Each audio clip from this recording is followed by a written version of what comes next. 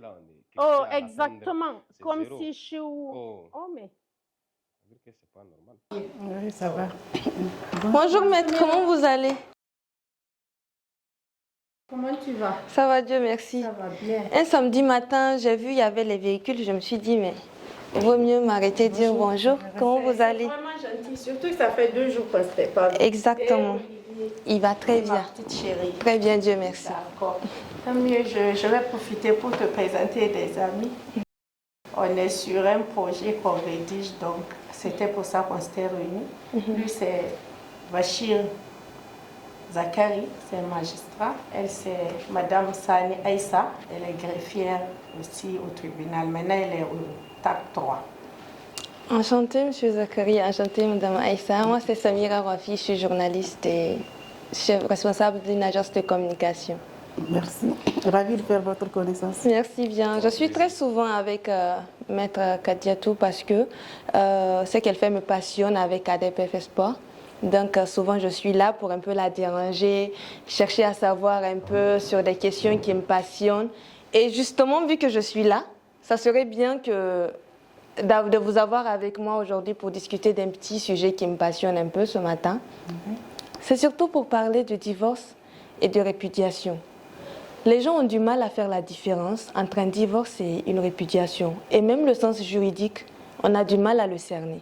Donc ça serait bien que Maître et vous, que vous m'aidiez un peu à comprendre et peut-être pourquoi pas éclairer les gens qui nous suivent sur les réseaux. C'est avec plaisir qu'on va le faire, Samira, parce que ça rentre dans les objectifs de ADEP. On fait de la sensibilisation, on fait de l'écoute, on fait de l'assistance judiciaire et juridique. Donc le divorce et ses dérivés à ADEP, nous sommes toujours dedans. Ce qui est important, moi je veux juste te situer par rapport aux deux notions. Le divorce, d'abord, c'est une dissolution du mariage devant un juge compétent. D'accord. Par l'une des parties. Seulement l'une des parties. Ou l'époux peut demander un divorce. Il y a des pays où le divorce par consentement mutuel existe. Vous n'avez pas besoin de venir exposer votre vie, d'aller devant la juridiction pour trancher par jugement. Vous faites une requête mutuelle où vous dites que la vie ensemble est devenue insupportable, vous voulez mettre fin au mariage. Le juge constate et puis il vous donne la dissolution du mariage. Ok. Ou si c'est à l'initiative d'une des parties, là il faut saisir le juge qui doit convoquer l'autre partie pour lui dire voilà, ton conjoint ou ta conjointe ne souhaite plus continuer ce mariage, il veut la dissoudre, voilà, et on engage la procédure. Mais la répudiation, c'est un divorce unilatéral décidé par une seule partie. Décidé par une seule partie. Décidé par une seule partie. Au Niger, généralement, dans la loi islamique, dans la majorité des cas, dans la pratique, c'est l'homme qui est à l'initiative de la répudiation. Okay. Il se lève un matin, comme il change sa chemise, il dit qu'il t'a répudié, puis tu quittes sa maison. Et c'est tout. Et le mariage est fini. Mais il faudrait de constater que souvent, c'est parce qu'il n'y a pas entente que la femme aussi, elle veut partir. Donc, il y a eu divorce. Mais pourquoi c'est comme si ça profite plus à l'homme, cette répudiation. C'est comme si c'est lui qui avait décidé. Mais il se pourrait qu'elle-même, elle ne voulait plus du mariage. Donc, pourquoi ne pas dire que c'est un divorce? Oui, on ne peut pas dire que c'est un divorce. Parce que pour dire que c'est un divorce, il faut que ce soit une juridiction qui tranche ça. Okay. Mais dans le cadre de la répudiation, dans la majorité des cas, le juge ne tranche pas, le juge constate qu'il y a eu répudiation. La décision, ce n'est pas lui qui la prend pour décider de... Et d'ailleurs, même, on n'écoute même pas la femme. Si c'est le mari qui a pris l'initiative de la répudiation, on n'écoute pas la femme. Je parle sur le contrôle de Bachir qui a été aux affaires civiles. Il peut t'expliquer un peu comment la procédure se fait. Alors, M. Bachir, qu'avez-vous à me dire sur ça? Oui, je pense qu'elle a déjà tout dit, hein, en réalité. Okay. C'est que bon, c'est surtout par rapport à la répudiation. Et la procédure, elle est vraiment unilatérale. Elle est unilatérale et c'est un droit exclusif qui est reconnu au mari de rompre les liens du mariage par un simple mot ou à travers un document simple. Il peut dire à la femme, bon, il suspend le mariage, c'est fini entre vous. Et après, maintenant il y a des procédures à suivre. Puisque même si vous dites que vous répudiez la femme, il faut après qu'il y ait un constat de répudiation. Donc les procédures généralement que les juridictions reçoivent, c'est généralement après répudiation, on saisit le juge pour qu'il constate la répudiation et à partir de là, il est obligé de gérer les conséquences de la répudiation. Le sort donc des enfants, comment est-ce qu'on va gérer le sort des enfants, qui va avoir la garde de l'enfant, comment on va payer la pension alimentaire, ainsi de suite. Donc en réalité, ce pouvoir unilatéral est uniquement laissé au mari. Et le juge, lorsqu'on va venir au moment du constat de la répudiation, il n'a pas en réalité un pouvoir propre de vérification. C'est-à-dire que ce n'est pas comme le divorce où on va exposer les raisons, où le juge va vérifier qui a raison, qui a tort. Non. Pour la répudiation, le juge n'a pas de pouvoir d'appréciation. Il va juste se contenter de constater que le mari a répudié sa femme, et puis bon, là, il tire les conséquences juridiques. C'est-à-dire que le mariage est désormais dissous. Maintenant, il faut voir les enfants, comment est-ce qu'il faut les gérer, qui doit avoir la garde des enfants, et comment est-ce qu'il faut payer la pension alimentaire. Et là également, c'est des règles qui doivent être appliquées. Il faut voir quel est le niveau de revenu de l'époux pour pouvoir fixer la pension alimentaire. Et ensuite, il faut vérifier entre les deux conjoints qui est en mesure d'assurer une bonne éducation à l'enfant. Puisqu'en ce qui concerne, que ce soit le divorce ou que ce soit la répudiation, les juridictions prennent toujours en compte l'intérêt supérieur de l'enfant pour pouvoir les confier à l'un ou à l'autre des parents. Donc obligatoirement, c'est cet intérêt-là qu'on prend en compte pour pouvoir donner la garde soit à la mère, soit au père. Et vous allez voir de manière jurisprudentielle, vous allez voir que dans la plupart des cas, c'est généralement la femme qui a la garde de l'enfant, puisqu'on considère qu'elle est en mesure de lui assurer une bonne éducation, de l'entretenir, et le mari va être toujours à côté pour payer une pension alimentaire et permettre à la femme de continuer à prendre soin de son enfant. On peut considérer que c'est des événements malheureux, mais quand même c'est des événements de la vie sociale. Alors, Maître Bachir, au Niger, qu'est-ce qui est le plus constaté? C'est le divorce ou bien c'est la répudiation dans nos juridictions? Dans nos juridictions, on constate beaucoup plus la répudiation que le divorce. Parce que le mari, comme je l'ai dit tout à l'heure, qui a la latitude de répudier, sans passer par autre forme de procédure, ne va pas se tracasser pour venir devant le juge et dire je veux un divorce. Il ne va pas le faire. Mais la femme a la latitude, elle, quand elle sent qu'elle ne peut plus rester en famille, elle a la latitude de saisir les tribunaux.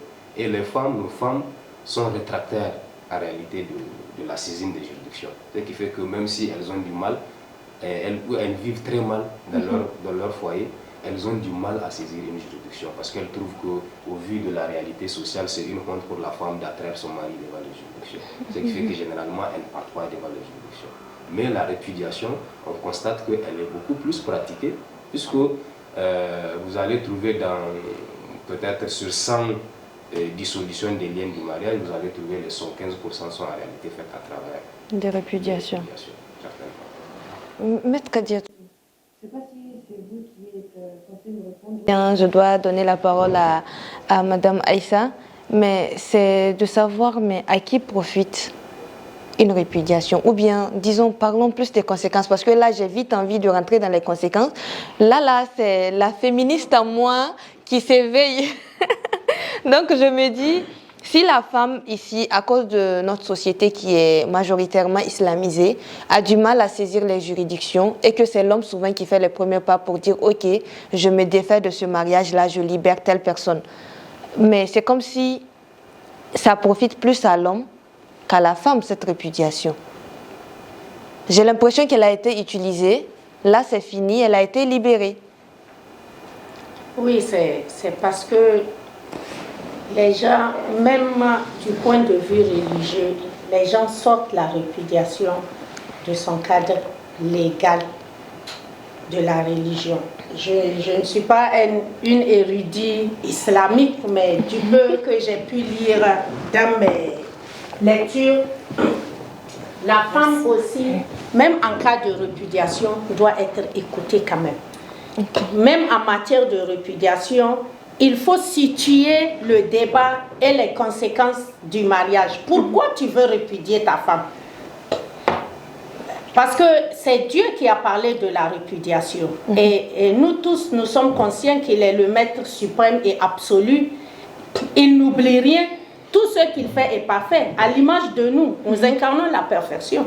L'être humain.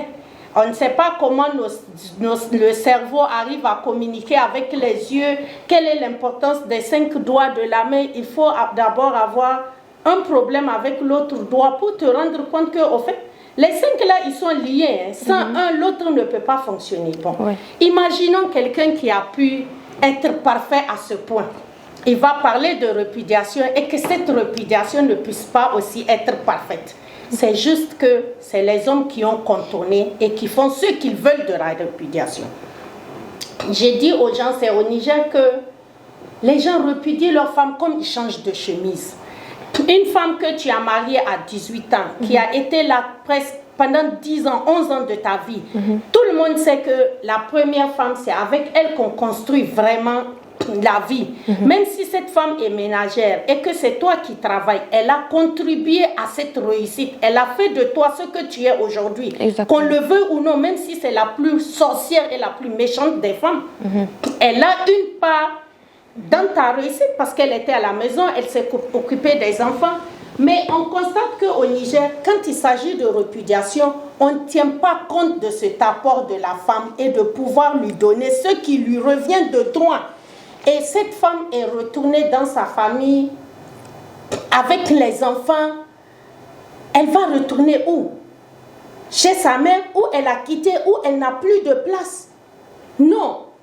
Des fois, c'est pour ça qu'il y a une différence énorme entre divorce et répudiation parce que les conséquences ne sont pas pareilles. Quand il y a divorce, le juge est obligé de statuer sur la faute, de déterminer qui a fauté dans le mariage. Et c'est en fonction de ça qu'il tire les conséquences juridiques qu'il faut par rapport à la pension, par rapport au garde des enfants. Même les divorces avec répudiation, il y a toujours les mêmes conséquences. Il y a la garde des enfants qu'il faut gérer, il y a la répudiation qu'il faut gérer. Nous, on est en plein dedans chaque matin à la commune 3, les jeudis, avec les femmes. C'est des répudiations, mais la garde des enfants devient un problème. Avant, dans nos juridictions et dans notre société, il n'y a pas ce phénomène de garde d'enfants. On dit, ici, il y a un gazan kabon. Exactement. Voilà, mais aujourd'hui, les gens sont en train de se réveiller, surtout les femmes, parce que on ne le dit pas contre vous, hein, Diado. Oui. On vous adore, vous êtes nos partenaires de vie et nos partenaires de tous les jours. On ne peut rien faire sans vous. Donc, on vous veut à nos côtés. Mais un homme ne peut pas garder un enfant. Il n'est jamais à la maison. Et c'est ça qui fait que dans la majorité des divorces dans notre société, les enfants de la rue, les délinquances primaires, c'est ces genres d'enfants. Que la répudiation n'a pas réglé le problème de la garde de ces enfants. Ils se retrouvent tantôt chez la grand-mère, tantôt chez la maman, tantôt chez le père, en train de vadrouiller. Et ils deviennent des enfants en conflit avec la loi. Donc, c'est pour ça qu'il faut amener les gens à faire la répudiation dans les règles de l'art. Aujourd'hui, le divorce, on ne dira pas qu'elle est plus avantageuse que la répudiation. Le divorce, même devant une juridiction, aussi a ses conséquences et ses inconvénients. C'est une procédure qui est longue. Elle est coûteuse pour quelqu'un qui prend des professionnels pour la suivre. Elle est longue parce que quand on fait la demande devant un juge de divorce, il ne va pas directement au divorce. Il va d'abord à la phase conciliatoire. Il faut vous dire, ah, c'est pas bon, qu'est-ce qu'elle a fait, pourquoi tu fais ça, allez-y vous entendre. On vous donne un délai pour aller vous entendre. Ça ne marche pas, vous revenez, le juge estime que peut-être à travers les débats, les esprits se sont un peu calmés, il y a moins de passion, il y a moins de frustration, il instaure le débat, on vous renvoie encore à une conciliation. Quand vous revenez, ça ne marche pas, on dit, ok, vous allez faire séparation de corps. Vous êtes dans la même maison, mais chacun garde son lit. Toujours pour vous amener à vous concilier. Si c'est quand tout ça là ne va pas marcher que le juge sera obligé de constater qu'il n'y a pas possibilité de reprise de la vie commune. Et maintenant, il vous met en procédure et il amorce vraiment cette fois-ci le divorce. Et tu vois, dans la répudiation, il n'y a pas tout ça là. Oui, c'est plus facile apparemment. C'est ce que j'ai constaté, c'est plus facile. Je sors, je ne veux plus te retrouver dans ma maison. Il faut que tu partes. Et tu pars avec tes enfants, je ne veux pas les voir chez moi. Bon, quand c'est un divorce formalisé, tout ça là ne va pas se passer. Je sais que Aïssa au grec, elle en a vu des vertes et des pas mûres. Moi, j'aimerais bien qu'elle nous raconte un peu au grec ce qu'elle a vécu. Moi, je suis dedans, je sais ce que je vis, mais je veux entendre une de ces histoires à elle. Oui. Exactement, Mme Aïssa, c'est ce qu'on veut savoir. Quels sont les cas déjà que vous avez eu à voir et comment vous le vivez? Merci beaucoup, Sanibek, de me donner l'opportunité de m'exprimer par rapport à ça. D'abord, je pense qu'il faut dire que même au niveau du divorce, il faut distinguer deux cas. Le divorce, dans le cas où le mariage a été célébré sur le plan coutumier, et le divorce, dans le cas où le mariage a été célébré sur le plan purement civil. Ok. Donc, plus la répudiation, donc ce sont les trois cas qu'on rencontre en juridiction. Pour la répudiation, il me plaît de relever que la femme n'a pas le droit de faire appel. Ce que Maître l'a expliqué, le mari s'élève, il dit qu'il n'a plus besoin de la femme et c'est fini. Oh. Les liens sont rompus. Coupés. La femme n'a plus le droit de faire appel. Même les wakils qui sont normalement censés être dans le mariage sont mis hors du mariage. Le deuxième cas, c'est le divorce quand le mariage a été célébré sur le plan coutumier, c'est-à-dire devant nos imams, à la mosquée, tout ce que ça comporte comme coutume chez nous ici au Niger. Là, si c'est la femme ou le mari qui demande le divorce, effectivement, il y a la tentative de conciliation. Okay. Ça, même dans les juridictions, dans les tribunaux d'arrondissement communaux, ça s'est fait. Contrairement au mariage qui a été célébré sur le plan purement civil. Là, c'est seulement le tribunal de grande instance qui a qualité pour le faire. Parce que généralement, les femmes, quand elles viennent au greffe, ou même les hommes, quand ils ont envie de divorcer, ils viennent, ils demandent, que ce soit à la commune 3 ou au niveau du tribunal de grande instance, quelle est la procédure appropriée pour pouvoir me débarrasser de mon conjoint. Donc c'est pour ça que je me tiens de faire cette distinction. Que ça soit, c'est-à-dire si c'est en matière civile, le mariage a été célébré de façon sur le plan civil, on saisit le président du tribunal de grande instance d'une demande, d'une requête, comme on l'appelle, pour que le juge puisse tenter la conciliation parce que c'est obligatoire au terme de la loi. C'est après la tentative de conciliation, si ça aboutit à ce que les deux conjoints se retrouvent sous le même toit, c'est ça parce qu'on ne fait pas un mariage pour qu'on se retrouve un beau jour dehors, loin l'un de l'autre. Et malheureusement, si ça échoue, là, on autorise la partie la plus diligente d'aller assigner au fond. C'est le juge de fond qui a la latitude d'apprécier c'est au tort de qui que le divorce là sera prononcé. Contrairement à la répudiation, telle que je vous l'ai dit. Il y a deux cas qui m'ont vraiment tenu à cœur. Une répudiation, je me rappelle, la dame a été répudiée par son mari avec un petit bébé de moins de 40 jours. Et le mari voulait prendre l'enfant. C'était pendant la pause. La dame était venue me voir, elle pleurait. Pas pour le mariage, mais surtout pour son enfant. Exactement. Je lui ai dit, mais vas-y, faire appel. Elle me dit, malheureusement, c'est une répudiation. Elle ne pouvait pas. La seule chose qui lui reste, c'est de saisir le juge pour qu'il puisse statuer sur la garde d'enfant.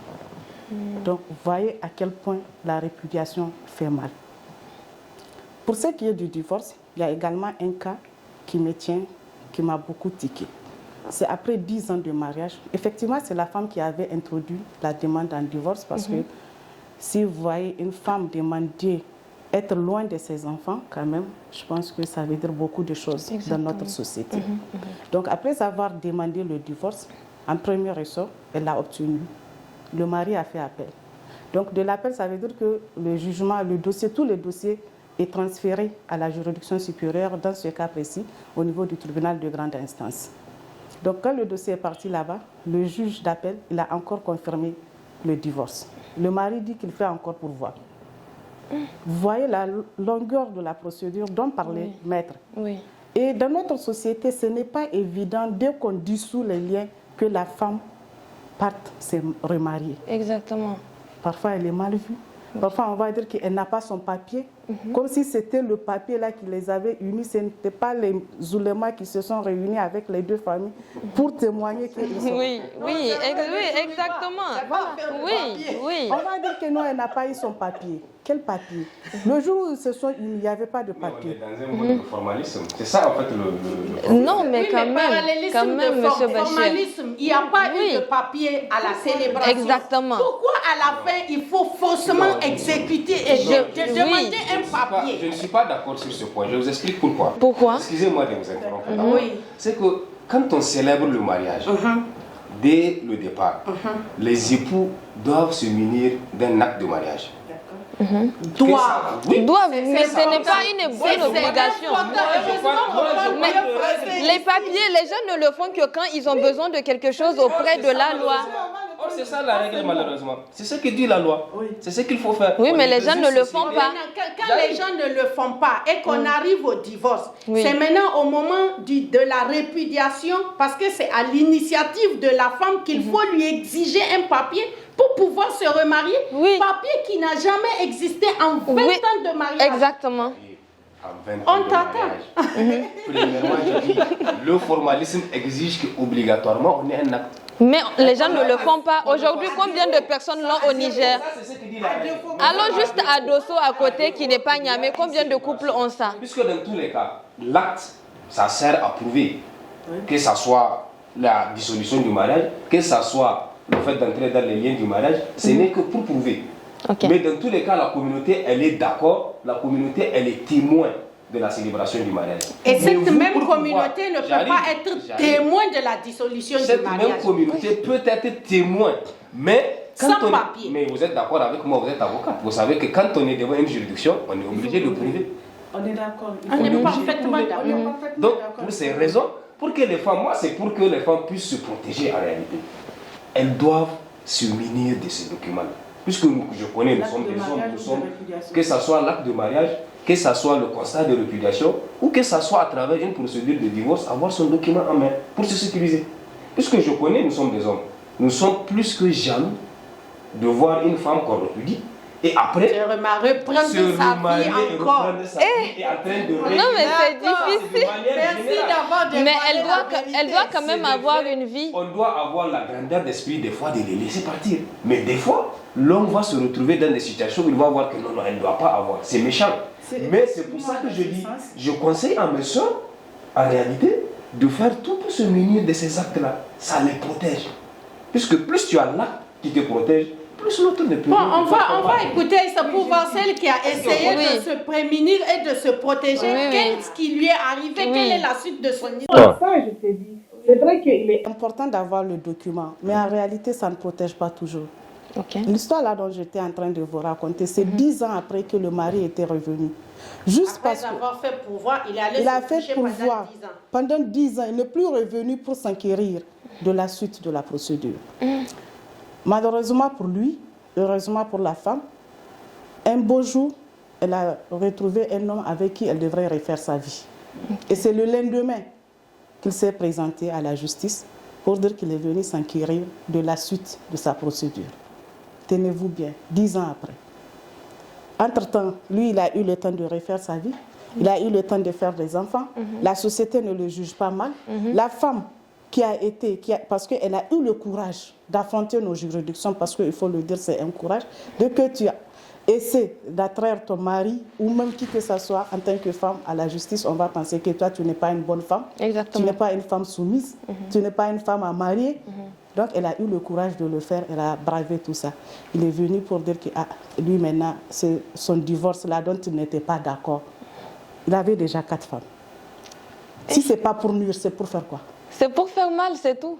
C'est Donc, juste pour vous voyez, faire mal. donc, les C'est deux pour cas la là. punir d'avoir eu la liberté, La liberté, d'esprit, oui. de mettre De fin vouloir, à un mariage voilà. toxique qui ne marchait pas. Les deux C'était cas ça, là il m'ont faut la tenu à punir cœur. pour ça. Les deux cas là m'ont tenu à cœur. Je suis vraiment d'accord, nous devrons nous prémunir et nous devrons sensibiliser nos sœurs pour qu'on ait des petites astuces pour nous protéger entre nous.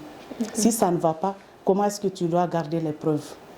Parce que même quand on va demander la garde d'enfants, quand on va ordonner l'enquête sociale, on aura besoin de tout ça. Or, nous, excusez-moi, nous les femmes, nous réfléchissons plus par la tête que par le cœur. Exactement. Parfois, on a l'impression, on a envie de tout détruire pour dire que je ne veux plus le voir. Je ne veux plus envie de voir quoi que ce soit venant de lui, alors qu'on s'est fait mal. Si on n'a pas la preuve, on n'a pas la capacité de prouver ce que nous avons vécu, ce qui a nui à notre personnalité, et au-delà de notre personnalité, à toute la société. Parce qu'aujourd'hui, si nous avons des monstres, c'est parce que le fondement qui est la famille est en train d'échouer. Normalement, quand il y a divorce, on doit quand même sauvegarder un minimum pour que ces enfants-là deviennent l'avenir de ce pays, l'avenir de cette société. Mais malheureusement, on les retrouve dans la rue. Dans le meilleur des cas, on va prendre l'enfant pour confier sa garde à la grand-mère, qui elle-même, c'est quelqu'un d'autre qui s'occupe d'elle. Et malheureusement, voilà ce que nous sommes en train de vivre dans notre société nigérienne. Donc vraiment, ces deux cas m'ont tenu et je tenais à partager ça avec vous. Merci. Tu sais, Aïssa, elle a parlé de la dame devant le tribunal qui voulait obtenir un divorce. Il y a un phénomène sur lequel il est important d'attirer l'attention de nos sœurs. Je parle sur le contrôle de Bachir. Au Niger, le tribunal, les juridictions accordent le divorce. L'association islamique accorde aussi des papiers qu'ils appellent actes de divorce. Juridiquement et par rapport au texte sur l'organisation judiciaire du Niger, l'association islamique n'est pas une juridiction. Elle ne peut pas donner un divorce. Mais ça se fait. Ça se fait, mais elle ne peut pas, elle ne devrait pas le faire. Parce que même quand elle le fait, quand le problème se cause et vient devant les juridictions n'accordent aucune valeur à ce papier. Ok. Des fois, j'ai envie de dire il faut arrêter ça. Ou on reprend les textes, on considère l'association islamique comme elle est une association au même titre que la mienne. Je ne peux pas divorcer des femmes ici. On leur donne un statut particulier et on incorpore ce qu'ils sont en train de faire et qu'ils font depuis plusieurs années pour que leur papier qu'ils délivrent, l'acte de divorce ou de répudiation qu'ils délivrent, parce que, bon, aux femmes, je précise, hein, oui, c'est aux femmes plutôt. Oui, il faut bien préciser, parce que quand c'est l'homme qui va à l'association islamique, qui prend l'acte de répudiation pour sa femme, ça ne cause aucun problème. Jusque devant les juridictions, ça ne cause aucun problème. Mais quand c'est toi la femme, tu te hasardes d'aller prendre l'acte de divorce de l'association islamique pour garder. Le jour où tu voudras refaire ta vie, ton homme va s'arrêter pour dire moi je ne l'ai jamais divorcé. Il va aller saisir le procureur pour dire mariage contracté hors les cas prévus par la loi. Oui, j'ai déjà vu un cas comme ça. Voilà.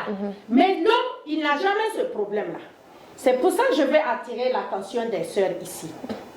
Des fois, j'ai envie de dire il faut arrêter cette histoire d'acte de l'association islamique. Mais prendre une telle position, c'est un couteau à double tranchant. Parce qu'on a vécu toutes les situations. Il y a des femmes qui vont devant les juridictions, comme celle-là qui est en train de mener 12 ans, voire 14 ans de procédure, et qui n'arrive toujours pas à se marier parce que le monsieur, juste pour la maintenir dans cette situation discriminatoire et stigmatisante de femmes divorcées ou en instance de divorce, il ne veut pas que la procédure finisse. Et il y a des femmes qui viennent te voir qui disent que ça fait 3 ans que je suis en juridiction. Quand on le convoque, il ne vient pas. Maître, je vais faire comment? La dernière fois, dans une des juridictions, j'ai assisté à un cas. Le mari, il a épousé une fille, ils ont eu un enfant. Et maintenant, c'est lui qui assigne devant le juge coutumier pour dire qu'il ne veut plus de la petite, qu'il ne reconnaît plus l'enfant qu'ils ont eu du mariage et qu'il réclame le paiement de sa dot. Ici au Niger? Ici au Niger. Seigneur. Dans une des juridictions. Et moi, par hasard, j'ai un dossier qui m'amène là-bas à 4 reprises. La petite là vient avec son bébé et sa mère. On appelle le dossier, elle donne l'enfant à sa mère, elle vient à la barre. Le juge dit, mais où est ton mari? Elle dit, il n'est pas venu. Tu lui as donné la convocation? Elle dit oui. Il dit, bon, tu reviens la prochaine fois. 2 fois. Troisièmement, j'ai suivi la petite. J'ai dit, si tu prends la convocation, donne à un huissier, dis à l'huissier d'aller lui remettre. Parce que quand tu viens devant le juge, pour dire seulement on lui a remis, il ne va pas te croire. Mais si c'est un huissier qui lui donne, qui vient donner au juge, le juge sait qu'il a reçu, il refuse de venir poursuivre sa procédure. Elle est partie. C'est vraiment un hasard. Le jour-là encore, j'étais là. Et la fille vient encore, on appelle le dossier, elle vient, on dit où est le mari, elle dit qu'il n'est pas venu. Le juge dit non, on va, j'ai dit non, monsieur le président, vous ne pouvez pas. J'ai dit quand même, il faut arrêter. Arrivé à un moment. J'ai dit, arrivé à un moment, il faut arrêter quoi. J'ai dit, ça fait 4 fois que je suis dans votre salle et cette histoire se reproduit. La fille vous a même amené un acte d'huissier prouvant que le mari a reçu la convocation. J'ai dit, bon maintenant, ou vous radiez sa procédure, ou vous renvoyez le dossier au rôle général, vous libérez cette petite de ses allées et venues. Le jour où il se réveille et qu'il veut obtenir gain de cause devant vous, il va réintroduire son dossier. J'étais obligée de me constituer dans le dossier parce qu'on ne s'était pas compris, on a commencé à se rentrer dedans. Bon, cette petite-là, si elle veut se remarier demain, elle va aller à l'association islamique pour dire qu'il m'a convoqué à la justice, il ne vient pas. Bien que dans ce genre de cas, il faut dire la vérité, l'association islamique ne prend pas de dossier qui est pendant devant déjà pendant la justice. Ça, ils s'en débarrassent, ils ne prennent pas. Même si vous commencez la procédure chez eux et qu'une personne parmi vous va en juridiction, ils disent qu'ils ne peuvent plus prendre le dossier, vous partez. Mais pour les femmes qui partent, qui convoquent leur mari, on te donne une première convocation. Quand il ne comparait pas, on te donne une deuxième convocation. Quand il ne comparait pas, on te donne une troisième. Le retour de la troisième convocation, si le monsieur ne comparait pas, l'association islamique te délivre l'acte de divorce. À la fin, on te donne, on l'appelle au téléphone, on dit, bon, on t'a envoyé 3 convocations, tu n'es pas venu. Ta femme est encore revenue chez nous. Qu'est-ce que tu as à dire par rapport à cette histoire? Le jour-là, ils vont donner le papier à la femme. Mais toi, la femme, quand tu prends le papier là, on sait tous que le BABA, une décision qui te concerne doit être signifiée pour que tu puisses prendre connaissance que ça existe. Les femmes, généralement, elles prennent, elles gardent sous leur oreiller. Parce que lui, il dit qu'il va dire qu'il n'est pas au courant. Malgré qu'on l'a convoqué 3 fois, on lui a parlé au téléphone. Par mauvaise foi, il va dire qu'il ne sait pas. J'ai déjà vu un cas. Le jour où tu voudras te marier, avec ce papier-là, il va t'amener en justice. Pour dire que tu veux te marier hors les cas prévus par la loi, il ne t'a jamais divorcé. Tu sors ton acte de divorce de l'association islamique, le juge, comme il dit, pour formalisme et en vertu des textes qu'ils doivent respecter, te disent non, ton acte là, elle ne vaut rien. Elle ne vaut rien. Donc tu suspends d'abord ton mariage, tu reviens maintenant pour faire le combat de ton divorce. Donc il faut d'abord que les femmes signifient l'acte de l'association islamique par voie d'huissier au mari, pour que le jour où il voudra te faire des problèmes, tu vas dire non. Il est au courant que l'association islamique a dissous ce mariage. Et il n'a pas fait appel. Lui, il peut faire appel.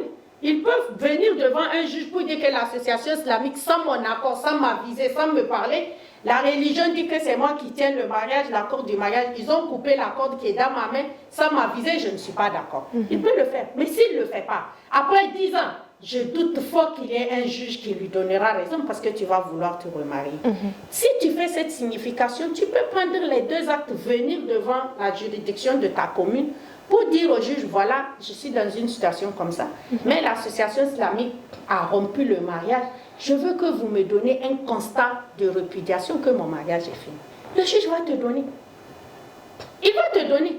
Et tu prends maintenant, tu vas, tu gardes ton affaire. Le jour où tu as envie de te marier, tu as tous les documents en ta possession pour refaire ta vie. Il est important que ce débat soit fait pour que les femmes puissent être éclairées et savoir quoi faire, quand le faire et comment le faire. Parce que, à défaut de textes écrits, c'est l'état des personnes au Niger est une véritable pagaille. Exactement. C'est une pagaille, il y a trop de contradictions. C'est pour ça qu'exercer les voies de recours devient très compliqué. On se base sur la coutume. La coutume n'est pas écrite. Chacun l'interprète comme il veut. À sa manière. Chacun l'interprète à sa manière. Alors, est-ce que vous pensez qu'il faut introduire cela? Devant 4-5 juridictions avec différents assesseurs, on aura différentes décisions. Donc, vraiment, c'est compliqué. Mais même dans cette complication, je pense que les professionnels et les experts peuvent expliquer aux femmes, surtout aux femmes parce que c'est elles qui en font les frais, comment faire pour se protéger et quelle est la bonne méthode pour agir.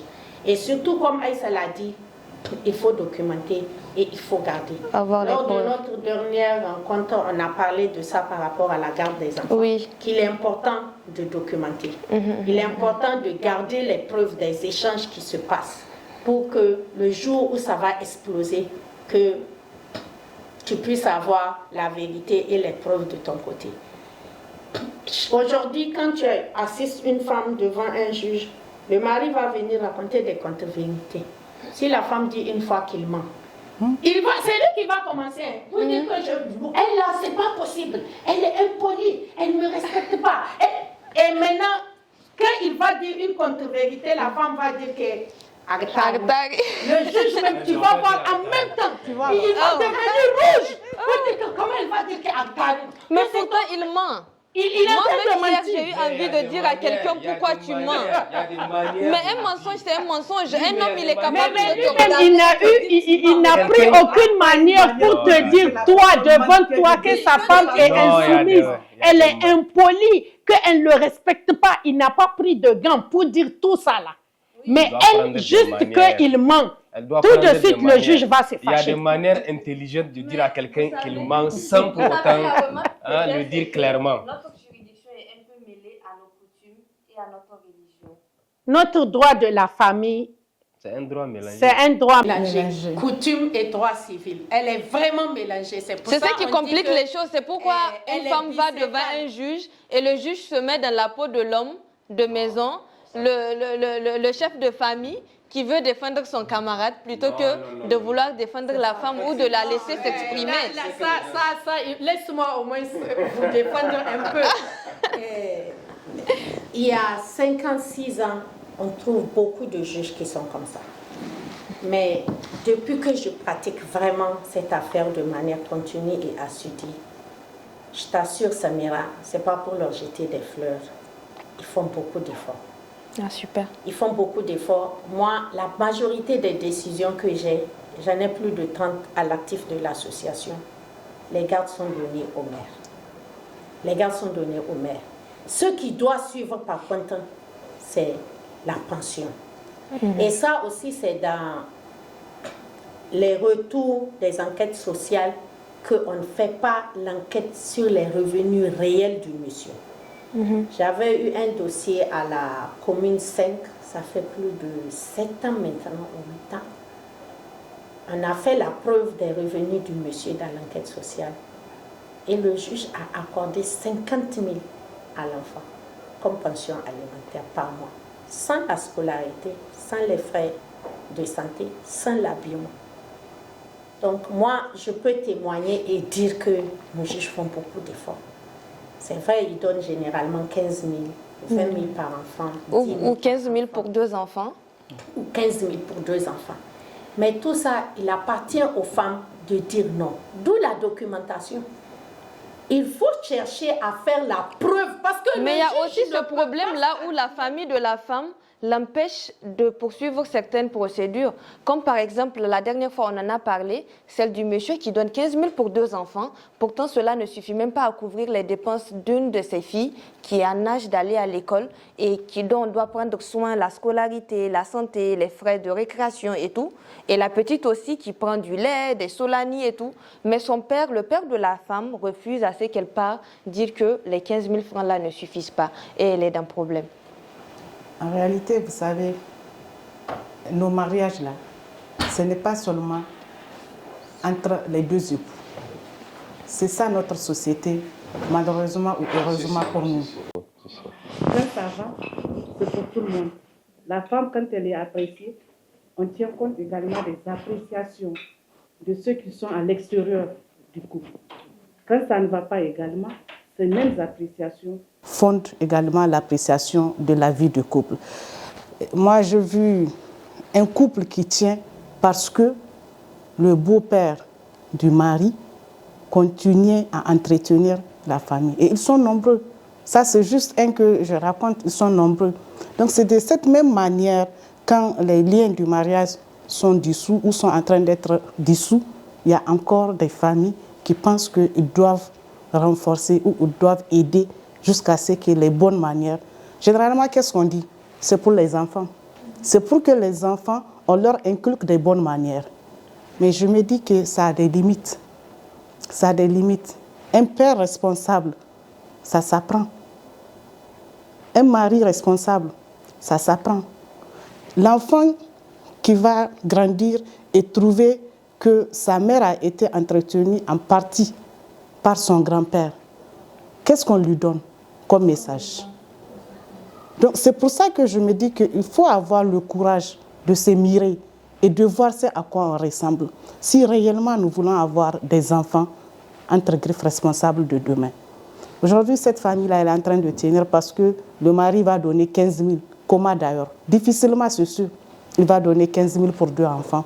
Le grand-père sera de l'autre côté, vieux clé, en train de se battre pour que ses petits-enfants, non seulement il va entretenir sa fille, il va entretenir ses petits-enfants, il va entretenir la grand-mère. La société, elle est là, complice, en train de regarder, elle ne va rien dire. C'est jusqu'au jour où la femme va dire un seul mot, que cette même société complice va se lever pour dire que voilà ce que la femme a fait. Et surtout, moi, ce que je voudrais dire, il faut surtout mesurer sur le plan émotionnel, que ce soit de la femme ou de l'enfant. Sur le plan émotionnel, j'ai vu une femme qui aujourd'hui, après 6 ans de rupture de lien, elle n'a plus eu envie de revoir ses enfants, 2 enfants. Malheureusement pour elle, à la justice, on avait accordé la garde au père. Et dans la décision, après l'enquête sociale, il est dit que cette femme n'a pas les moyens d'entretenir les enfants. C'est vrai, elle était étudiante. Mais il l'a vue étudiante, le mari, ou l'ex-époux, je vais dire. Il a vu la famille dans laquelle il est parti chercher la main de la fille. Ce n'est pas aujourd'hui qu'il va dire que cette famille n'a pas les moyens. Et depuis le jour où la décision a été prise, je vous assure, aujourd'hui, 6 ans, la femme n'a jamais cherché à revoir ses enfants. Qu'est-ce qu'on aura comme enfant? Un enfant qui ne connaît pas sa mère? Un père qui n'a jamais cherché à faire rencontrer ses enfants à leur mère? S'ils doivent reproduire la même chose dans la société, imaginons un peu ce que nous allons avoir. Le deuxième cas que j'ai vu, c'est aussi un mari qui a répudié sa femme avec 5 enfants.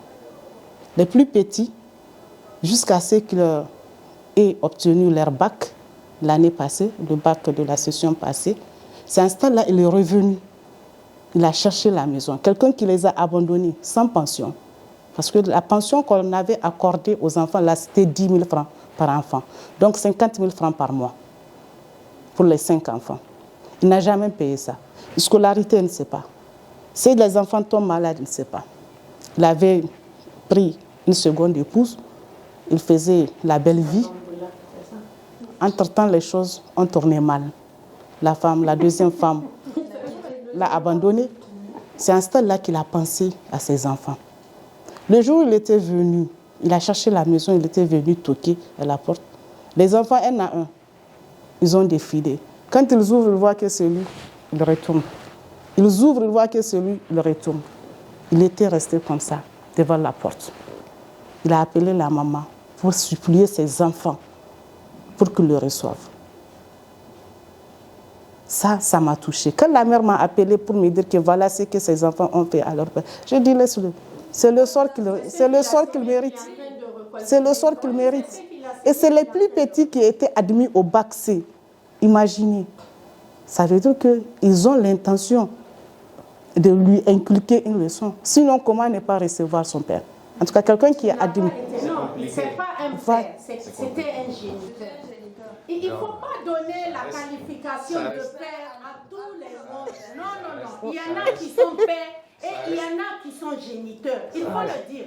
C'est un géniteur. C'est un géniteur. Nous ne sommes pas méchants, mais c'est comme ça. Je veux rebondir sur l'enquête sociale qui disait que la femme n'a pas les moyens. On ne peut pas faire 2 poids 2 mesures.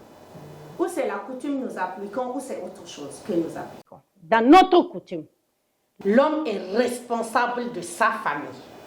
Il nourrit sa famille, il les habille, il les soigne, il prend soin de la famille. Mais même dans le mariage, combien de femmes sont nourries et entretenues? Non, on laisse les femmes comme un bon père de famille. Voilà. Même si tu n'habilles pas ta femme, quand tu divorces, tu es obligé de prendre en charge tes enfants. La femme n'a pas le moyen de prendre la charge des enfants, ne lui ôte pas la capacité d'avoir la garde des enfants.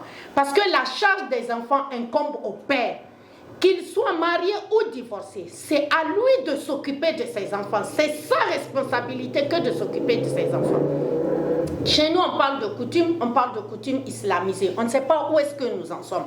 Nous-mêmes, nos têtes sont chamboulées. Oui, nos têtes sont chamboulées. Parce que si on prend l'exemple de la Mauritanie, qui est un pays islamique, qui ne sont pas laïcs, ils sont islamiques. Comment c'est islamique?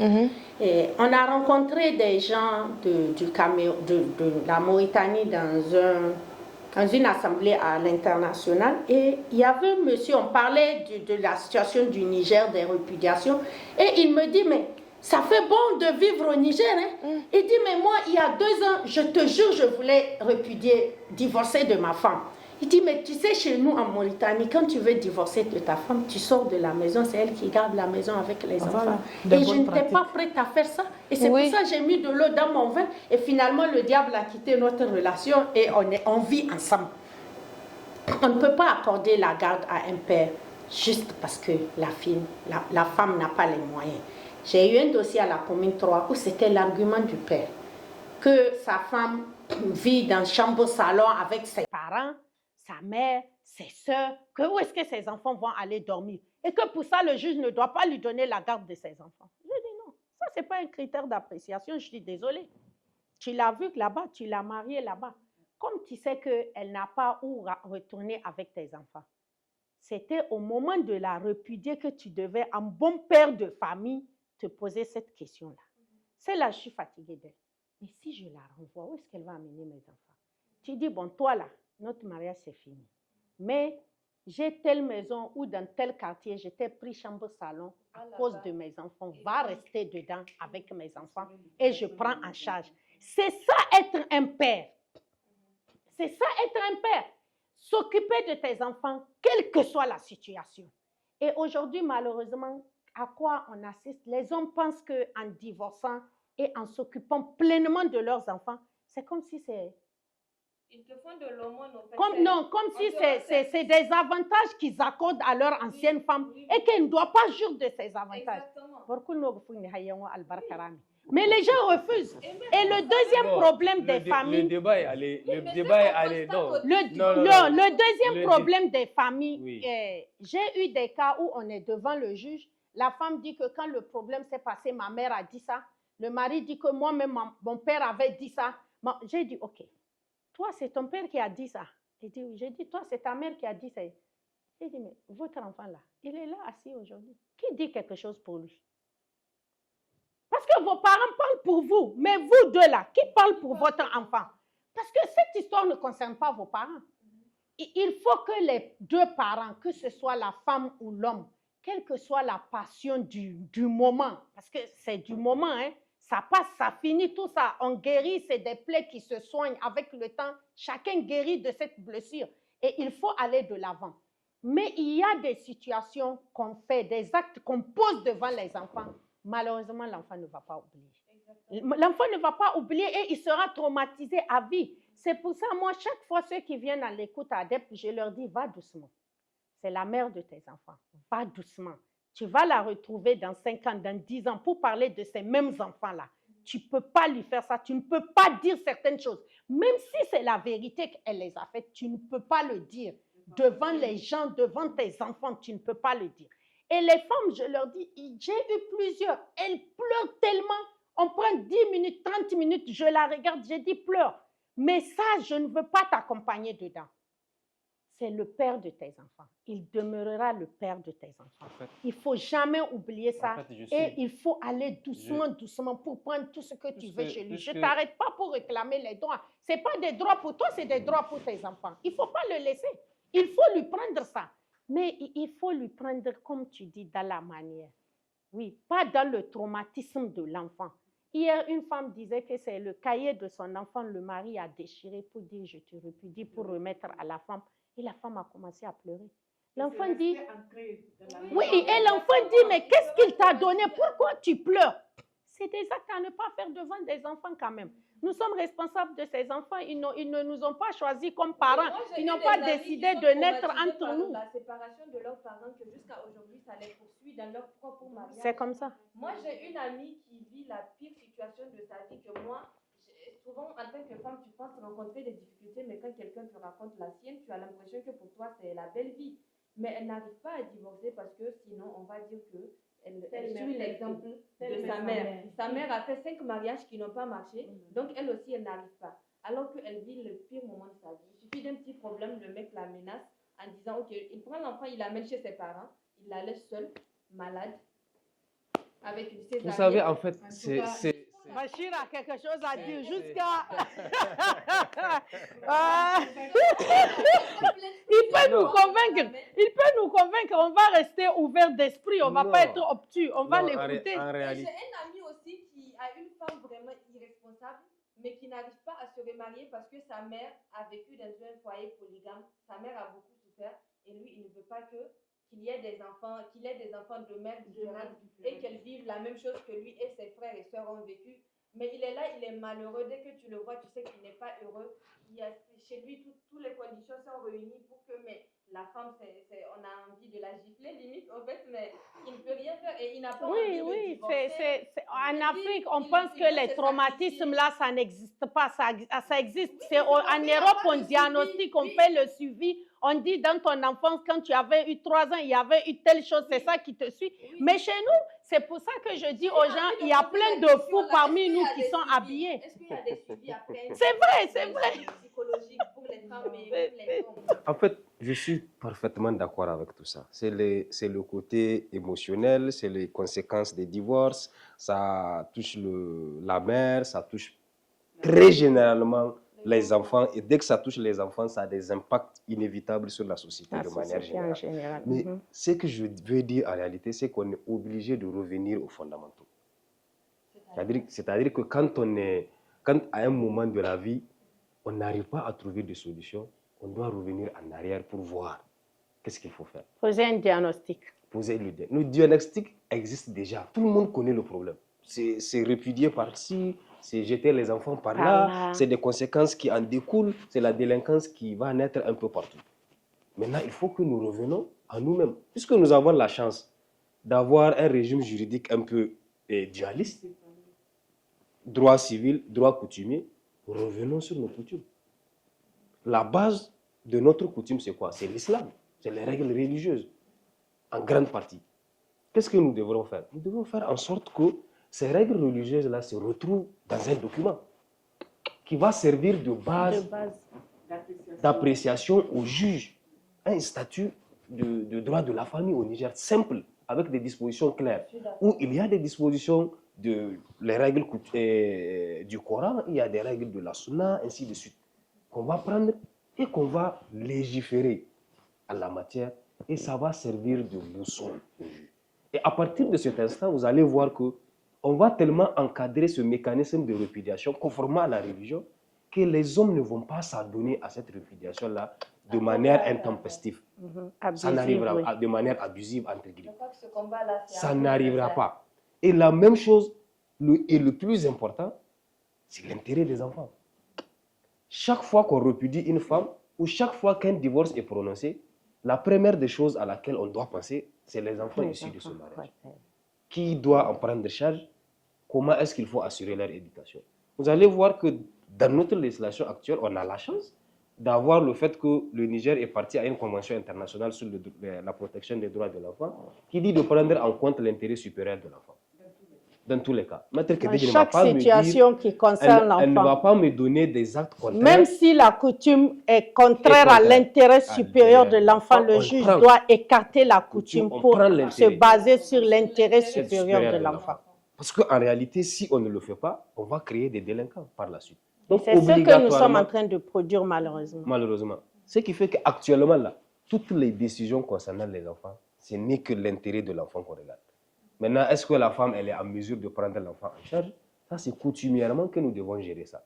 Puisque j'ai l'habitude de dire à un de mes promotionnaires où on a discuté sur cette question de garde d'enfants. Je lui dis, mais en réalité, la garde d'enfants, quand tu prends coutumièrement, il n'y a pas de disposition particulière en la matière. Il n'y a pas. Tu ne trouves pas de règle qui te dit, voilà le mécanisme par lequel tu passes pour donner la garde de l'enfant au père ou à la mère. Coutumièrement, tu n'en trouves pas. Puisqu'on va te dire qu'il faut laisser l'enfant qui a l'âge de moins de 7 ans à la mère, c'est lui qui a plus de 7 ans, il faut le laisser au père. Ce n'est que ça qui est dit classiquement. Mais la Cour de cassation a rejeté ça. Il dit que ce n'est pas de facto qu'il faut l'apprécier ainsi, mais il faut prendre toujours l'intérêt de l'enfant. Donc, on n'a pas de règle particulière en la matière. Ce qui fait que pour donner la garde de l'enfant, on se rabat sur les dispositions du droit civil pour dire de faire enquête sociale. La coutume n'a jamais prévu d'enquête sociale. L'enquête sociale que nous prenons là pour mettre dans les affaires coutumières, c'est prévu dans le droit civil. Et on l'utilise pour aller apprécier la situation de l'un des parents sur le plan coutumier pour l'appliquer. Or, on ne devrait pas. À mon avis, on devrait rester dans le carcan de la coutume et considérer que le père, il est dans tous les cas responsable de son enfant. Que ce soit lui qui le garde, que ce soit la mère qui le garde, il doit prendre en charge ses enfants et assurer leur éducation. Peu importe. C'est comme l'a dit Maître Kadiga, mon enfant va se retrouver, ou l'enfant de quelqu'un qui s'est divorcé, va se retrouver entre les mains d'une femme qui n'a pas les moyens de rester dans une maison. Quoi de plus normal pour un mari qui veut assurer l'éducation de son enfant de prendre une maison pour cette femme? Si elle se remarie, elle peut retourner chez son mari, il récupère ses enfants pour les éduquer. Ce n'est pas un problème. Mais on ne peut pas se baser sur le fait que la femme n'a pas de conditions de vie. Je suis d'accord que si la moralité de la femme elle est douteuse, on peut ne pas lui confier la garde des enfants, puisqu'on peut considérer qu'elle est plus enclin à contaminer moralement son enfant que son mari. Et on le met à la disposition du mari. Donc je pense que tous ces problèmes-là, en réalité, que nous vivons, ce n'est qu'un problème de manque de disposition, de règles. Il doit revenir aux fondamentaux, mettre en place un système ou mettre en place une législation en la matière, et ça va nous permettre de cadrer de manière stricte la garde de ces enfants, les pensions alimentaires, les questions de prise en charge médicale et d'éducation des enfants, et ça va nous permettre d'éviter plusieurs problèmes ou de frustrations liées à la répudiation des enfants. Et c'est ce que j'ai dit tout le temps, les femmes doivent s'entourer de garanties. Si vous devrez avoir un document, n'attendez pas au dernier moment pour chercher le document. Cherchez le document, déposez. N'attendez pas de donner l'opportunité à quelqu'un d'apprécier est-ce que votre mariage est dissous ou il n'est pas dissous. Assurez-vous d'avoir le document devant l'autorité compétente. Si vous l'avez devant une autorité qui n'est pas compétente, ça peut certes amener la personne qui peut ou qui est susceptible de poursuivre, de réfléchir à savoir est-ce que c'est légal ou c'est pas légal. Vous lui donnez une opportunité de vous créer un problème. Alors que si vous avez le document, il ne peut pas le faire. Donc je ne vois pas pourquoi, chaque fois que la femme a besoin de divorce, elle ne peut pas aller devant un juge. Moi, je ne le vois pas. Puisque je pense que les portes sont ouvertes, elles peuvent se faire accompagner par un parent, elles peuvent aller directement, puisque notre loi ne fait pas obligation à la femme d'être assistée pour saisir une juridiction, même en matière coutumière. Vous pouvez venir directement saisir le juge pour qu'il vous accorde le divorce, vous donnez vos raisons. Donc si le mari veut vous traîner dans un mariage sans lendemain, quoi de plus normal que de saisir une juridiction pour que cette juridiction-là vous dissout ce mariage-là et que vous puissiez retrouver votre liberté tout tranquillement. C'est encore un travail de sensibilisation qui reste à faire. Exactement. Exactement. À cause de nos coutumes qui nous bloquent, à cause du fait que la femme a un certain statut de celle qui doit être soumise, celle qui doit être restée là où on l'a déposée et attendre à chaque fois qu'on fasse le choix pour elle. C'est ça. Imaginez même dans le mariage, une jeune femme n'a pas le droit de dire placez-moi mon canapé à tel endroit quand on lui décore sa chambre de jeune mariée. Ah, c'est des façons, c'est des cas isolés.